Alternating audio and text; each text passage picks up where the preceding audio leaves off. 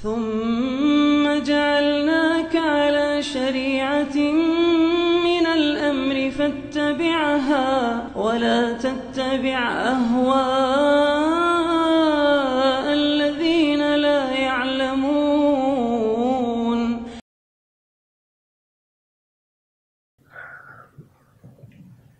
Bismillahirrahmanirrahim. Assalamualaikum warahmatullahi wabarakatuh.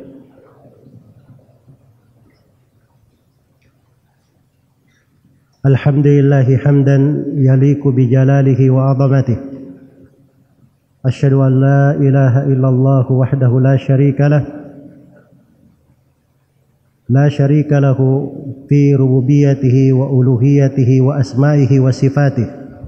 Wa asyhadu anna Muhammadan abduhu wa rasuluhu sayyidul anbiya'i wal mursalin khairu bariyati sallallahu alaihi wa ala alihi wa sahabatihi wa sallama tasliman katsiran, amma ba'd. Kaum muslimin dan muslimat, jemaah salat maghrib yang saya hormati dan saya muliakan, alhamdulillah di maghrib hari ini kita bersyukur kepada Allah Subhanahu wa taala atas kemudahannya dalam sebuah tema pembahasan sebab-sebab kelapangan hati. Semoga Allah Subhanahu wa taala memberikan pahala yang sebesar-besarnya kepada seluruh pihak yang menjadi sebab terselenggaranya acara ini, dan secara khusus saya berterima kasih kepada pihak Ta'mir Masjid atas kesempatan yang telah diberikan. Semoga Allah Subhanahu wa taala menjadikan seluruh hal ini sebagai suatu kebaikan yang tercatat di timbangan kebaikan kita, meringankan untuk kita semua di kehidupan dunia dan memudahkan kita ketika menghadap kepada Allah Subhanahu wa taala. Dan sebagaimana Allah Subhanahu wa taala yang memberikan kepada kita kemudahan di maghrib hari ini, saya bermohon kepadanya supaya kita semua diberi anugerah ilmu yang bermanfaat, amalan yang salih, dan dicatat untuk kita semua kebaikan di dunia dan di akhirat, dan dilapangkan hati-hati kita dengan hal yang dicintai dan diridhai oleh Allah Subhanahu wa taala. Kaum muslimin dan muslimat rahimani wa rahimakumullah, kelapangan hati itu sebuah anugerah yang sangat besar, nikmat yang sangat agung. Karena itu Allah ungkit hal ini sebagai nikmat yang besar kepada nabinya, Nabi Muhammad sallallahu alaihi wasallam. Dijadikan satu surah khusus di dalam Al-Quran. Itulah surah Asy-Syarah. Allah berfirman kepada nabinya sallallahu alaihi wasallam, "Alam nashrah laka sadrak." Bukankah kami telah melapangkan dadamu, hai Nabi Muhammad? Bukankah kami telah melapangkan hatimu? Ini nikmat Allah ingatkan kepada nabinya, karena dia adalah nikmat yang sangat besar. Nabi Muhammad itu diberi dari kelapangan hati yang luar biasa, dan dijaga dari kondisi hatinya dengan penjagaan yang tidak dijaga dengannya seorang makhluk pun dari manusia semisal beliau sallallahu alaihi wasallam. Hati beliau pernah dibelah. Sebagian ulama menyebutkan 3 kali, sebagian ulama ahli sirah menyebutkan 5 kali. Tapi riwayat yang paling jelasnya 3 kali. Yang pertama di masa beliau kecil, yang kedua sebelum beliau diangkat sebagai seorang rasul, dan yang ketiga sebelum Isra dan Mi'raj. Dibelah hatinya, dibelah dadanya oleh Jibril, dikeluarkan hatinya, kemudian dicuci di bejana emas, lalu dimasukkan kembali ke dalam dada Rasulullah sallallahu alaihi wasallam. Karena itu beliau adalah orang yang paling lapang dadanya. Alam nashrah laka sadrak. Bukankah kami telah lapangkan dadamu untuk engkau, Nabi Muhammad? Karena besarnya nikmat ini dan pentingnya hal ini dalam kehidupan, Nabi Musa alaihi salam awal kali beliau diutus sebagai seorang rasul, diperintah untuk mendatangi Fir'aun. Maka awal permohonan Nabi Musa kepada Allah diabadikan di dalam surah Taha. Qala rabbi shrah li sadri wa yassir li amri. Maka Nabi Musa bermohon, wahai Rabbku, lapangkanlah untukku dadaku dan mudahkanlah perkaraku. Mudahkanlah perkaraku. Kelapangan hati ini itu membawa semangat pada seorang hamba di dalam kehidupannya, menjadikannya berpikir jernih, membuatnya cinta kepada hal-hal yang baik, tidak senang kepada hal-hal yang buruk. Karena itu Nabi SAW bersabda, al-birru husnul khuluq. Kebaikan itu semuanya pada akhlak yang baik. Wal ithmu ma haka fi sadrika wa karihta yattali alaihi nas. Dan dosa itu adalah apa yang bergejolak di dadamu dan kamu tidak ingin manusia mengetahui.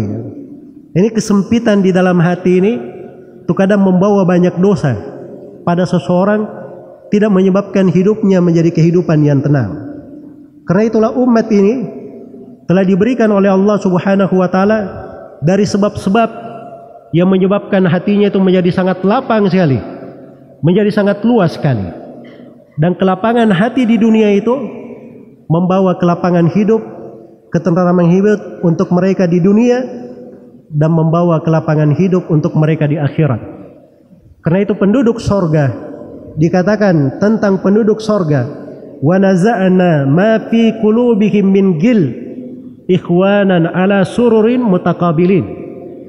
Dan kami cabut dari hati mereka segala penyakit, dari dengki, hal yang tidak baik, dan kami jadikan mereka sebagai orang-orang yang bersaudara di atas dipan-dipan saling berhadapan. Ini pengaruh dari kelapangan hati yang berada di dada-dada umat Islam ketika dia di dunia. Maka dengan kemuliaan itu pula mereka dimuliakan di akhirat. Dimuliakan di akhirat. Sebab-sebab kelapangan hati itu sangat banyak sekali, dijelaskan di dalam Al-Quran dan Sunnah Rasulullah SAW.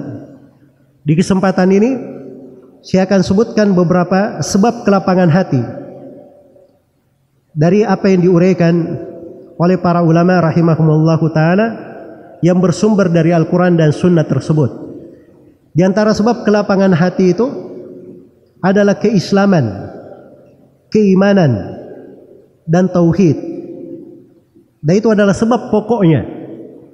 Bahkan itu adalah sumber kelapangan hati.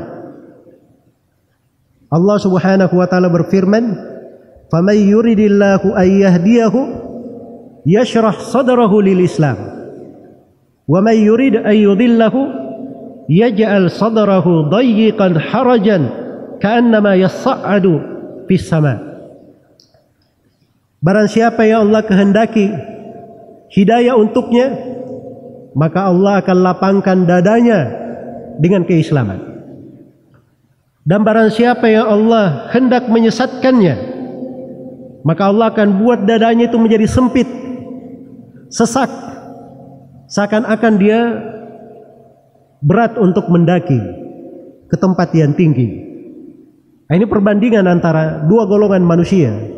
Ada yang dilapangkan hatinya, inilah yang mendapat hidayah, dan ada yang sempit kehidupannya. Inilah orang-orang yang disesatkan oleh Allah Subhanahu wa ta'ala. Yang dilapangkan hatinya disebut kriterianya. Faman yuridillahu an yahdiyahu yashrah sadrahu lil Islam.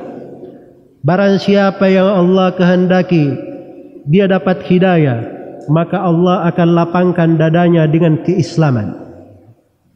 Islam yang dibawa oleh Rasulullah sallallahu alaihi wasallam, yaitu al-istislamu lillahi bitauhid, dengan menyerahkan diri kepada Allah berupa mentauhidkannya, wal inqiyadu lahu bitta'ah, terikat ketaatan kepadanya, wal bara'atu minasyirki wa ahlihi, dan berlepas diri dari segala kesyirikan dan ahlinya.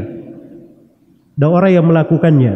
Karena itulah apabila di dalam hati seorang itu ada keislaman yang baik, keimanan, maka akan dibuat dirinya itu cinta kepada kebaikan. Cinta kepada kebaikan.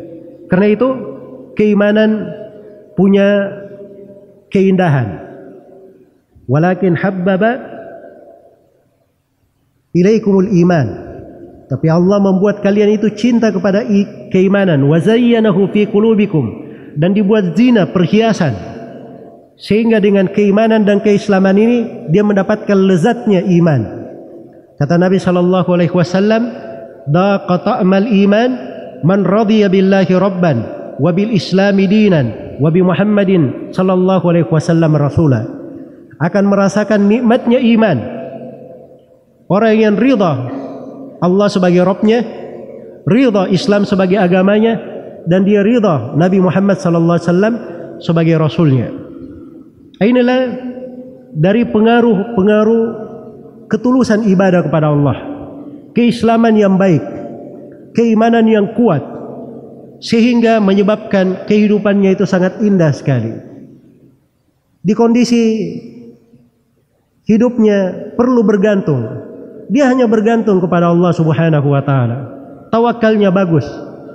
Dengan tawakal yang baik ini, dan itu bagian dari keislaman dan tauhid, Allah berfirman, "Wa may yatawakkal 'ala Allahi fa huwa hasbuh." Barang siapa yang bertawakal kepada Allah, maka dialah Allah yang akan mencukupinya. Dialah Allah yang akan mencukupinya. Dia hadapi dari kehidupan, tidak ada masalah baginya.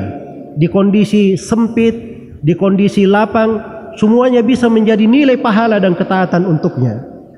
Karena itu diriwayatkan oleh Imam Muslim dari Suhaib bin Sinan Ar-Rumi radhiyallahu anhu, Rasulullah sallallahu alaihi wasallam bersabda, "Ajaban li amril mu'min, inna amrahu kullahu lahu khair, wa laysa dzalika li ahadin illa lil mu'min."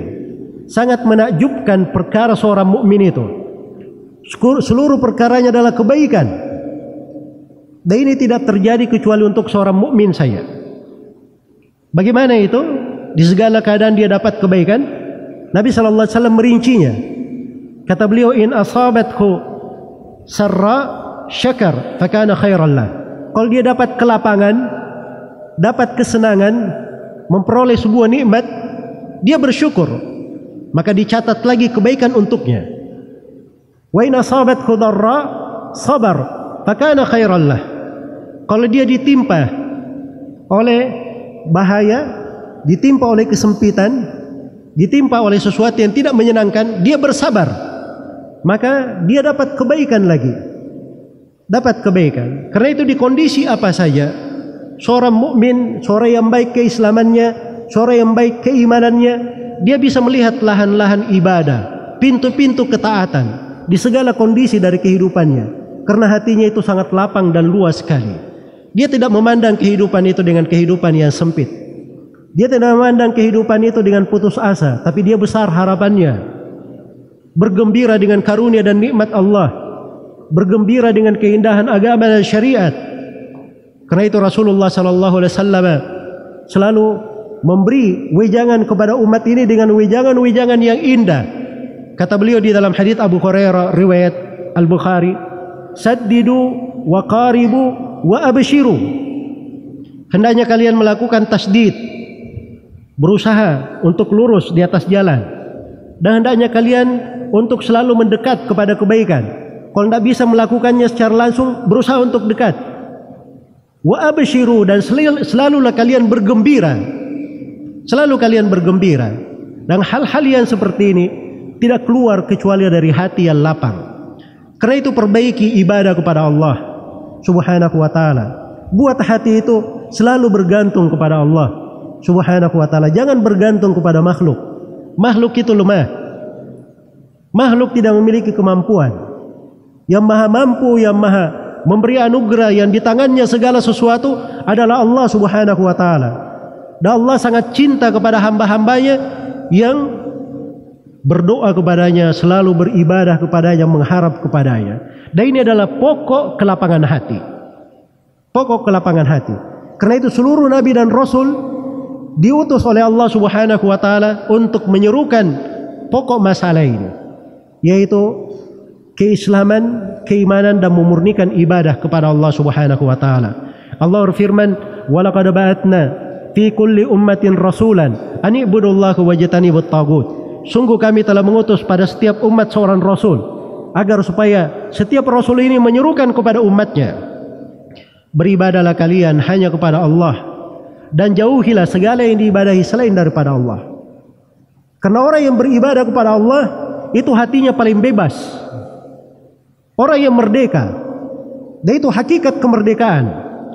Kalau dia beribadah hanya kepada Allah Subhanahu wa taala, dia hanya menjadi budak Allah, hanya menjadi hamba Allah. Beda kalau dia mengikuti hawa nafsunya, beribadah kepada selain Allah, atau mengikuti ajakan syaitan. Dia menjadi budak syaitan, budak dirinya, selalu di dalam kesempitan, kesesakan, dan hal yang membuat dirinya jauh dari kebaikan. Kemudian yang kedua, dari sebab kelapangan hati adalah berbaik sangka kepada Allah Subhanahu wa taala. Dan ini juga dari sebab yang sangat indah sekali, melapangkan hati seorang hamba.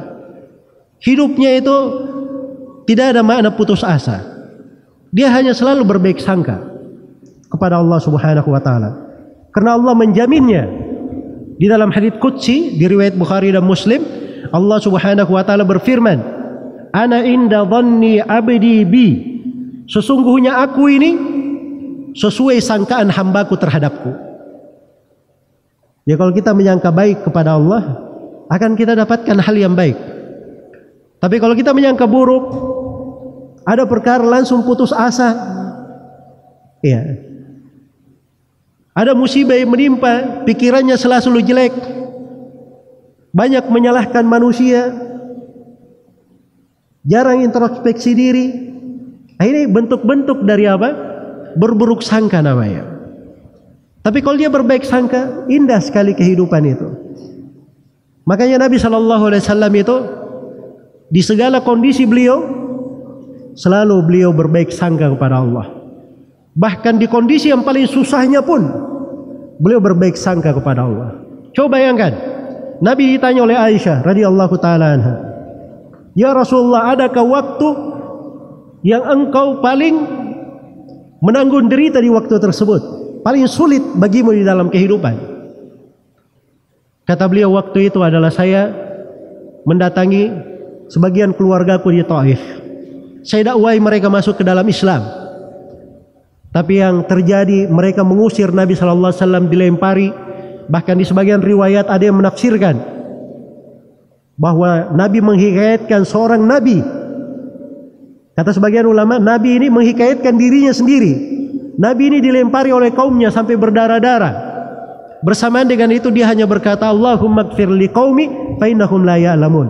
Ya Allah, ampunilah kaumku, sungguhnya mereka tidak tahu. Lihat dari baik sangkanya Nabi. Setelah diusir oleh kaumnya dari Taif, beliau berkata, saya berjalan sampai saya tidak sadar. Tiba-tiba saya sudah berada di Qarnis Tha'alib, nama tempat antara Mekah dan Taif. Beliau tidak sadar. Padahal ini manusia yang paling lengkap akalnya, orang yang hatinya itu dibersihkan oleh Allah Subhanahu wa taala. Bersamaan dengan itu beliau menghadapi kondisi yang berat seperti itu. Beliau tidak sadar dan beliau angkat kepalanya ke langit, tiba-tiba Jibril turun. Dan ada malaikat bersamanya. Jibril berkata, "Ya Rasulullah, wahai Muhammad, ini malaikat penjaga gunung. Dia tidak pernah turun sebelumnya. Allah perintahkan dia turun dan mengikuti apa saja yang kamu inginkan. Kalau kamu inginkan malaikat ini membalik 2 gunung ke penduduk Taif, dia akan melakukannya." Apa kata Nabi SAW? Perhatikan dari berbaik sangka, harapan yang besar kepada Allah Subhanahu wa taala. Kata beliau, "Inni la arju ay yakhruja min aslabihim may ya'budullaha la yusyrikuna bihi syai'a." Sesungguhnya saya berharap, walaupun mereka itu tidak beriman, tapi saya berharap keluar dari tulang-tulang rusuk mereka, dari garis keturunan mereka, orang-orang yang beribadah hanya kepada Allah Subhanahu wa taala. Di perang Badar, dengan kondisi yang sangat berat itu, musuh yang sedemikian banyaknya. Bersamaan dengan itu Nabi SAW selalu berbaik sangka. Tidak mungkin Allah membinasakan hanya satu kelompok umat manusia yang masih hidup di atas muka bumi yang beribadah kepada Allah. Itu berbaik sangka namanya. Karena itu jangan ada seseorang itu di dalam hidup, ya, baru tertimpa musibah ini, kita kena corona, sampai kapan begini terus? Ini kalau ke depan kita bisa hancur. Itu berburuk sangka namanya. Kalau kita tidak dapat ujian di sini, besok juga ada ujian, di waktu lain ada ujian. Dan itulah kehidupan. Selalu ada ujian dan cobaan. Selalu ada ujian dan cobaan. Tapi yang paling penting adalah seseorang itu berbaik sangka kepada Allah Subhanahu wa taala. Dia itu akan melapangkan hatinya, melapangkan dadanya terhadap saudaranya. Dia berbaik sangka kepada saudaranya. Sepanjang masih ada kemungkinan baik, dia berbaik sangka. Bahkan terhadap orang yang mendoliminya, kadang dia beri dari bentuk berbaik sangka, dia beri maaf, dia beri hal yang baik untuknya. Dan itu tergambar pada Nabi SAW, bagaimana beliau memaafkan banyak orang yang tadinya memusuhi beliau, memerangi beliau, masuk ke dalam Islam. Mereka menjadi sahabat-sahabat Rasulullah SAW. Dan bagaimana Abu Bakar As-Siddiq radhiyallahu ta'ala anhu terhadap sebagian sahabat yang memfitnah dirinya, memfitnah keluarganya Aisyah radhiyallahu anha dengan tuduhan yang keji. Ya, padahal sahabat ini Abu Bakar As-Siddiq yang memberi santunan untuknya setiap bulan. Diberi santunan oleh Abu Bakar. Bersamaan dengan itu, orang ini dia fitnah Aisyah dengan tuduhan yang keji. Tapi bersamaan dengan itu, Abu Bakar As-Siddiq memaafkannya. Setelah turun ayat, "Falyafu wal yasfahu, ala tuhibbuna yaghfirallahu lakum?" Hendaknya mereka memaafkan, hendaknya dia biarkan saja. Tidakkah kalian cinta Allah mengampuni kalian? Maka kata Abu Bakar As-Siddiq, iya, saya cinta, diampuni oleh Allah. Dikembalikan lagi nafkahnya, dia maafkan sahabat tersebut. Itu kelapangan hati. Orang-orang yang memiliki kelapangan hati, sehingga masalah-masalah di dalam kehidupan itu bisa diobati dengan kelapangan hati tersebut. Kemudian yang ketiga dari sebab pokok kelapangan hati adalah ilmu yang bermanfaat. Ilmu yang bermanfaat. Sebab ilmu itu adalah cahaya. Ilmu itu adalah ruh dari kehidupan. Allah Subhanahu wa taala berfirman, "Afaman syarahallahu sadrahu lil Islam, fahu ala nurim min rabbih, wa wailul lil qasiyati qulubuhum min dzikrillah." Bukankah orang yang Allah Subhanahu wa taala lapangkan hatinya menerima keislaman, maka dia di atas cahaya dari Rabb-nya. Maka celakalah orang-orang yang hatinya itu keras dari mengingat Allah Subhanahu wa taala. Ini ayat menjelaskan kepada kita bahwa keteguhan di atas Islam, mempelajari Islam dengan baik, itu memberi kepada seorang hamba itu cahaya. Dia mampu membedakan antara yang hak dan yang batil. Tadi di sholat maghrib kita dengar beberapa ayat dari surah Al-Furqan. Al-Furqan itu artinya pembeda. Karena keislaman ini membedakan antara yang hak dan yang batil, membedakan antara yang baik dan yang buruk. Dia bisa membedakan perkara, lapang sekali dalam keislaman itu, karena dia adalah cahaya. Orang yang masuk dalam Islam, mengenal ilmu agama, mengenal syariat, akan luas sekali dia memandang kehidupan itu, tidak sempit. Karena itu Allah Subhanahu wa taala telah berfirman menjelaskan bahwa orang yang seperti inilah orang-orang yang benar-benar hidup dengan kehidupan yang sebenarnya. Allah berfirman, "Awaman kana maitan fahyainahu wa ja'alna lahu nuran yamshi bihi fin nas kaman mathaluhu fid dhulumati laysa bi kharijin minha." Apakah orang yang tadinya dia bangkai, dia mayat, kemudian kami hidupkan dia, kami beri untuknya cahaya, dia berjalan dengan cahaya tersebut. Apakah sama orang yang seperti ini dengan mayat dalam kegelapan tidak mau keluar darinya? Ini bahasa besar sekali ya di dalam ayat ini. Karena Allah di sini menyebut manusia itu hanya ada dua golongan. Ada yang tadinya mayat dihidupkan, ada yang mayat dia tetap mati dalam kegelapan. Jadi kita harus paham ya bahwa ada manusia-manusia itu kadang dia bergerak, beraktivitas, ya dianggap orang hidup oleh manusia, tapi dihukum Allah orang-orang mati, mayat-mayat berjalan. Mayat-mayat berjalan. Yang hidup sebenarnya itu siapa? Inilah fahyainahu, orang yang kami hidupkan. Wa ja'alna lahu nuran, kami beri untuknya cahaya. Cahaya itu berupa keimanan, keislaman, ilmu agama. Ilmu itulah cahaya. Karena itu Al-Quran, sunnah Nabi SAW disebut oleh Allah Subhanahu Wa Taala sebagai cahaya. Qad ja'akum minallahi nurun wa kitabun mubin. Telah datang kepada kalian dari Allah cahaya dan kitab yang sangat terang. Dan Allah Subhanahu Wa Taala berfirman kepada nabinya sallallahu alaihi wasallam, wa kadzalika auhayna ilaika ruhan min amrina ma kunta tadri mal kitab walal iman. Demikianlah kami wahyukan kepada engkau Nabi Muhammad ruh dari perkara kami. Maksudnya Al-Quran, agama Islam ini itu dianggap ruh. Kamu sebelumnya wahai Nabi Muhammad tidak kenal apa itu iman,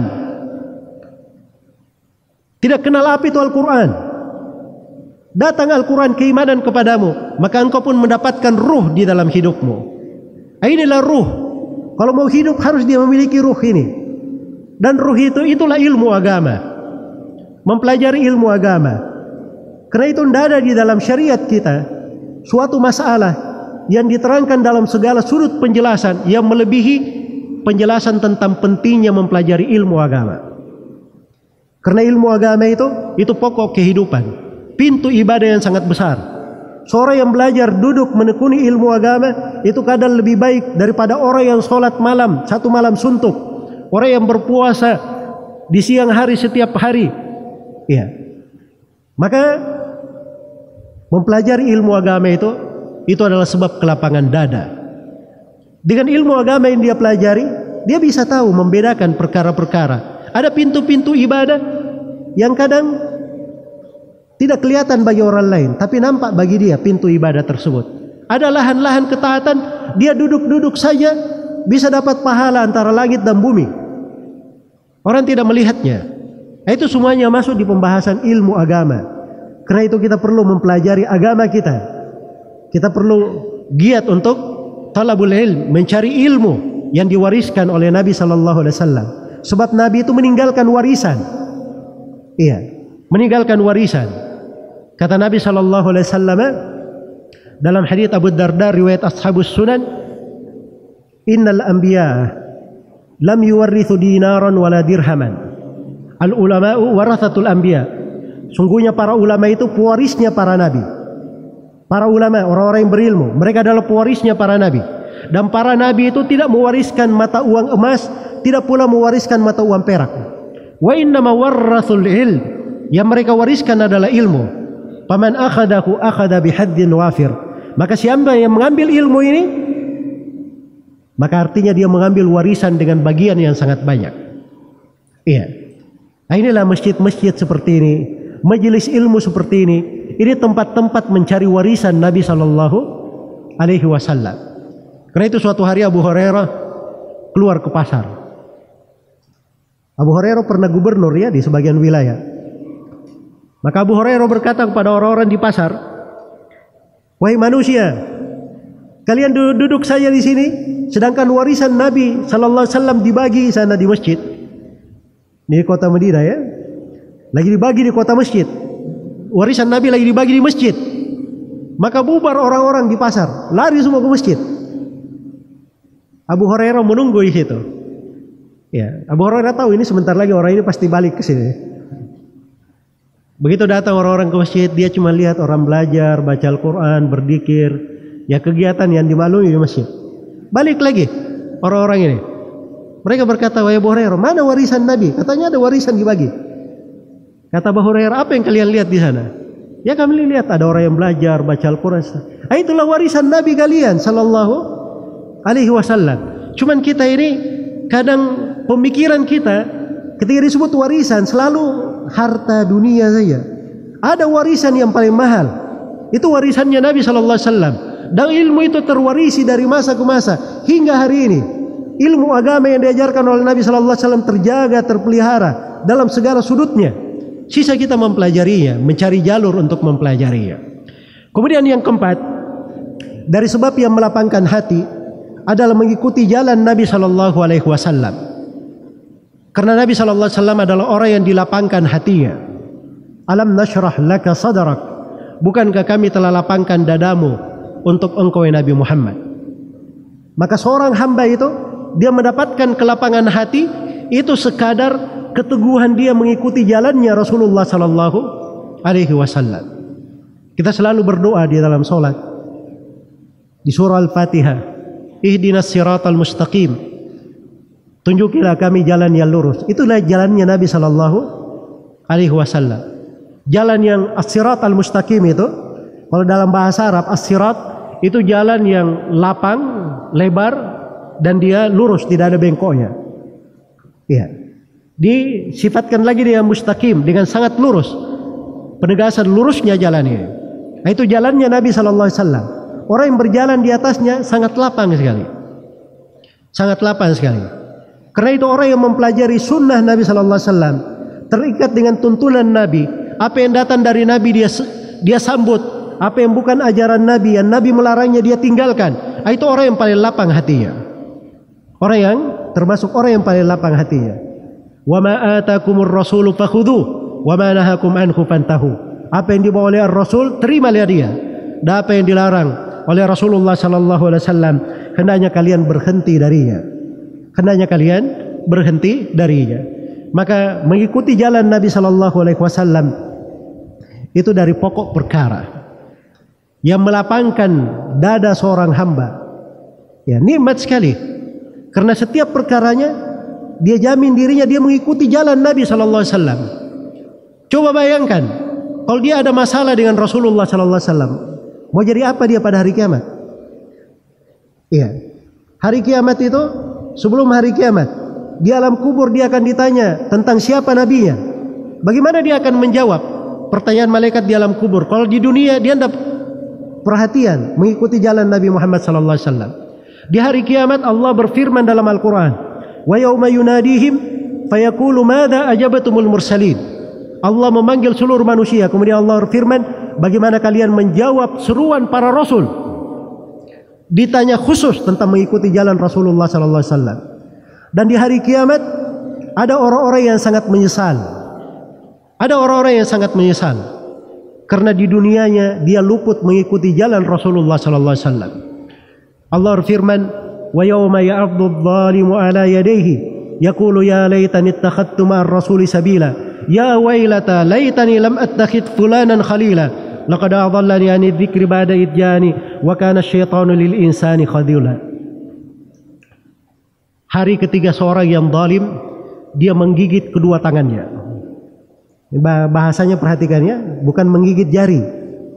Menggigit jari itu di dunia. Kalau orang sedih sekali, ya.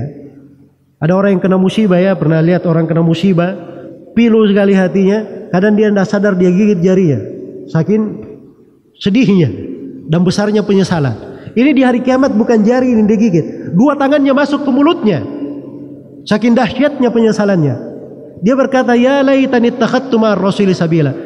Wahai andai kata saya ketika di dunia saya mengambil jalan mengikuti Rasulullah sallallahu alaihi wasallam. Ya wailata laitani lam attakhidh fulanan khalila. Betapa celakanya saya. Andai kata saya di dunia tidak menjadikan si fulan sebagai orang yang saya ikuti. Bukannya mengikuti jalan Nabi, tapi figur-figur tertentu, sosok-sosok selain Rasulullah sallallahu alaihi wasallam yang dia ikuti. Padahal semua orang selain Nabi sallallahu alaihi wasallam itu bukan panutan. Kalau ada yang kita ikut-ikutan kepadanya, maka Abu Bakar, Umar, Uthman dan Ali itu yang kita ikut-ikuti. Tapi itu bukan syariat. Syariat itu adalah mengikuti Rasulullah sallallahu alaihi wasallam. Karena itu kata Imam Malik rahimahullahu taala, kullu minna yu'khadhu min qawlihi wa yurad. Setiap dari kita ada yang ucapannya diambil, ada ucapannya yang ditolak. Kecuali penghuni kubur ini. Beliau tunjuk ke kubur Nabi sallallahu alaihi wasallam. Karena Imam Malik tinggal di kota Madinah. Hanya penghuni kubur ini, hanya Rasulullah sallallahu alaihi wasallam yang Rasulullah sallallahu alaihi wasallam semua ucapannya pasti benar dan diterima. Dan itulah yang diikuti. Karena itu mengikuti jalan beliau itu adalah sebuah kelapangan, sebuah keselamatan. Coba bayangkan, perhatikan bagaimana Abu Bakar As-Siddiq radhiyallahu taala anhu menyelamatkan negara Islam di awal pemerintahannya. Ketika Nabi sallallahu alaihi wasallam wafat, maka di antara orang-orang Arab ada yang murtad dan ada kegoncangan yang sangat besar. Maka sebagian manusia menyarankan supaya Abu Bakar As-Siddiq menarik kembali pasukan yang pernah dikirim oleh Nabi sallallahu alaihi wasallam ketika masih hidup, dipimpin oleh Usama bin Zaid. Jadi Nabi sebelum beliau meninggal sudah memasang sebuah pasukan, sudah dikirim, dipimpin oleh Usama bin Zaid dalam perjalanan. Iya. Maka orang-orang berkata, "Ya Abu Bakar, kota Madinah lagi genting. Tarik saja pasukan itu, kan gampang." Abu Bakar Siddiq kepala negara, berhak untuk menarik pasukan. Tapi apa kata Abu Bakar Siddiq radhiyallahu taala anhu? Kata beliau, "Saya tidak akan mungkin menurunkan sebuah bendera yang Rasulullah sallallahu alaihi wasallam sendiri yang memasangnya. Dan saya tidak mungkin menarik sebuah pasukan yang Rasulullah sallallahu alaihi wasallam sendiri yang mengutusnya." Iya, itu berpegang dengan sunnah namanya, mengikuti jalan.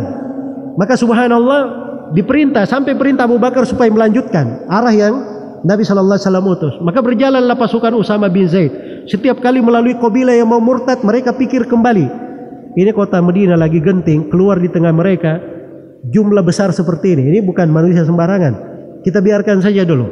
Serta mereka bertemu Rum, memperoleh kemenangan, maka kembali tenang kembali.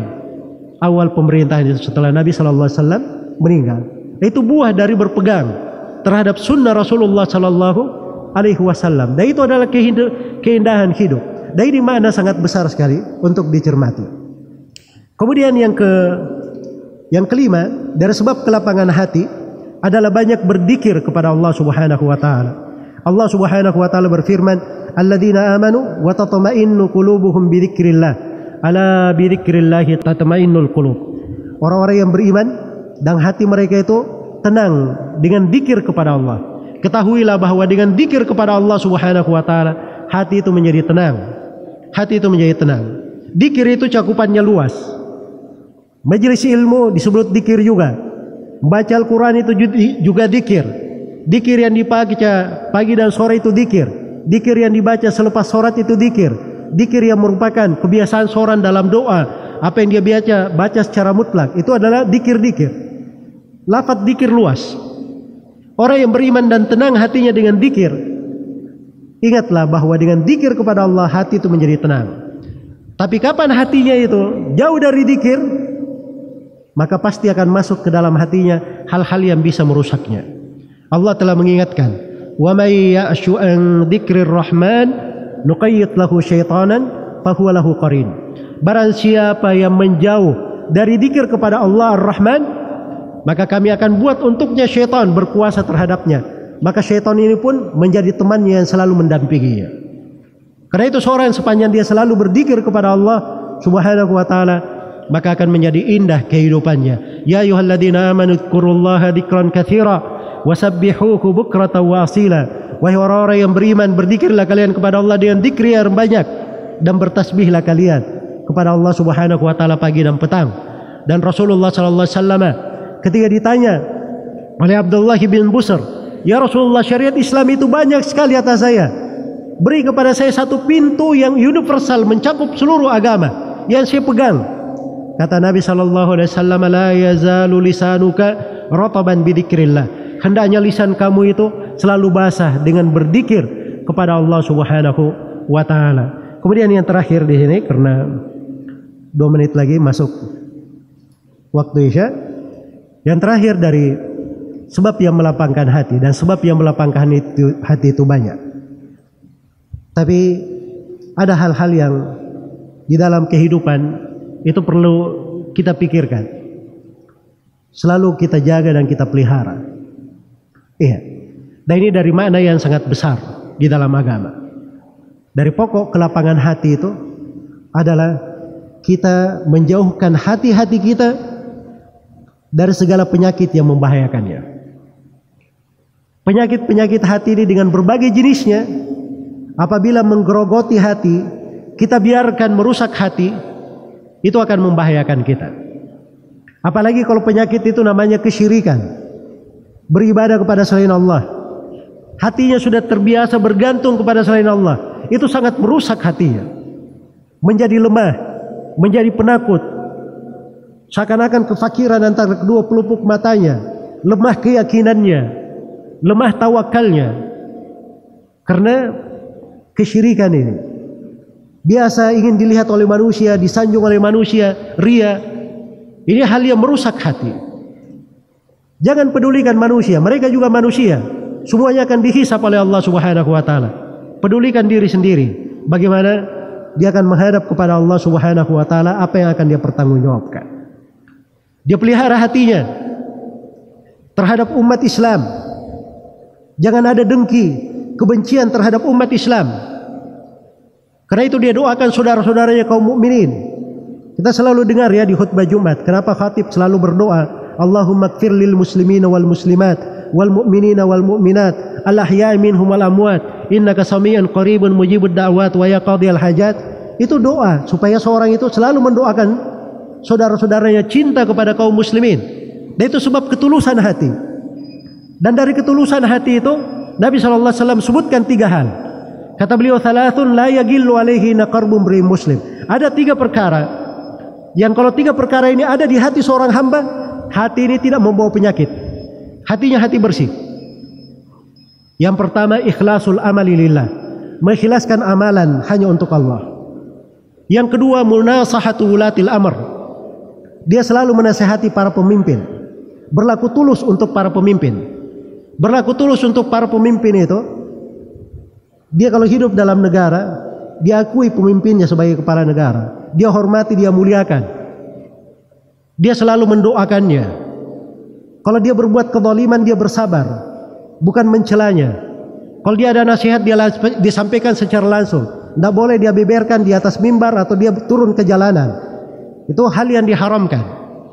Tapi bentuk dari ketulusan hati, dia menasihati secara langsung. Kalau tidak bisa, dia doakan. Dia doakan. Nah, itu ketulusan hati namanya. Demikian pula dia selalu bersama kaum muslimin. Luzum jamaatil muslimin. Ini 3 hal kata Nabi. Ini adalah sebuah pagar yang membentengi kaum muslimin, menjaga mereka, memelihara kebersamaan mereka. Ketulusan hati ini, itulah yang menyebabkan kita bisa bersatu bersama Nabi SAW, para sahabatnya, dan orang-orang yang bersamanya dari kalangan Muhajirin wal Ansar.